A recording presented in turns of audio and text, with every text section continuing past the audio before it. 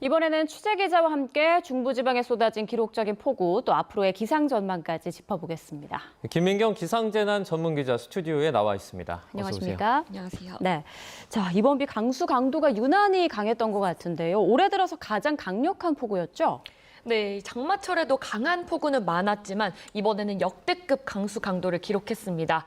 어제 오전에 인천 옹진구 덕정면에 시간당 149.2mm, 그러니까 150mm에 육박하는 극한호우가 쏟아졌습니다.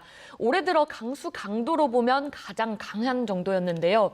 이 기상청에서 통계 분석에 활용하는 공식 관측소에서 기록된 게 아니라 자동 기상 관측 장비에서 측정한 거라서 이 정확한 분석은 추후에 해봐야겠지만 이 최근 5년에서 10년 기준으로 봐도 가장 강했다고 볼 수 있을 걸로 보입니다.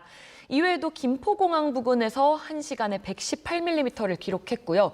경기 고양과 김포, 서울 은평구에도 시간당 100mm가 넘는 폭우가 쏟아졌습니다.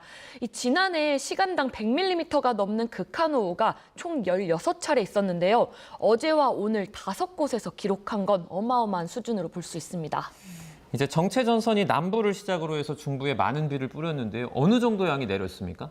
네, 우선 이번 정체전선은 지난주 토요일쯤에 남해상에서 만들어져서 이 토요일부터 나흘간 남해안, 특히 전남 해안에 300mm가 넘는 폭우를 쏟았습니다.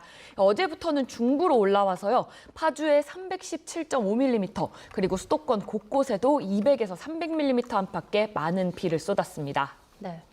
자, 수도권 안에서도 지역별로 강수량 차이가 컸죠? 네, 그렇습니다. 이틀 동안 경기 북부 지역인 파주에는 317.5mm의 폭우가 쏟아졌고요. 경기 남부인 안산 상록구는 42mm에 그쳤습니다.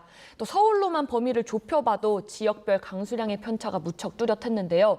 도봉구의 방학동에는 268mm의 비가 쏟아졌지만 금천구 독산동에는 92mm로 3배가량 차이가 날 정도로 무척 컸습니다.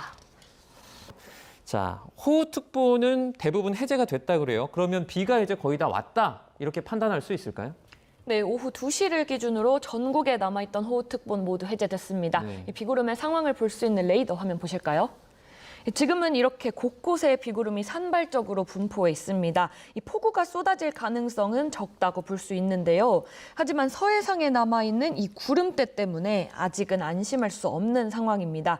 이 비구름대가 정체전선인 건데요. 이 북태평양 고기압이 점차 확장하면서 이렇게 밀어 올리기 때문에 이 비구름대도 점차 북쪽으로 올라가면서 서서히 약해질 걸로 보이지만 아직까지는 여전히 변수가 있기 때문입니다.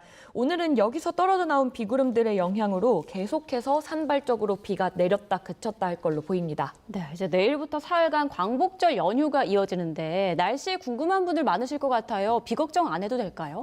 네, 우선 정체전선의 영향에서는 벗어났지만 이 중부는 아직까지는 북태평양 고기압의 가장자리에 걸쳐 있어서 이 구름대가 유입될 걸로 보입니다. 이 중부 곳곳에서는 광복절인 내일 오후까지도 5에서 40mm 정도가 비가 내리는 곳이 있겠고요. 또 대기 중에 수증기가 굉장히 많은 상태입니다. 이 수증기가 많다는 건 언제든지 작은 충격만 가해져도 비구름으로 발달해서 비가 쏟아질 가능성이 크다는 건데요. 이 영남을 중심으로는 내일 오후에 한 차례 소나기가 내리는 곳이 있을 걸로 보입니다. 이 기상청은 이후 토요일, 일요일에는 비가 내리는 지역은 없을 걸로 내다보고 있습니다. 네, 올여름을 보면 이제 내내 폭우와 폭염이 번갈아서 오는데 너무 널뛰기를 떠서 정신이 없는 것 같습니다. 그럼 다시 폭염이 온다 이렇게 볼 수 있습니까?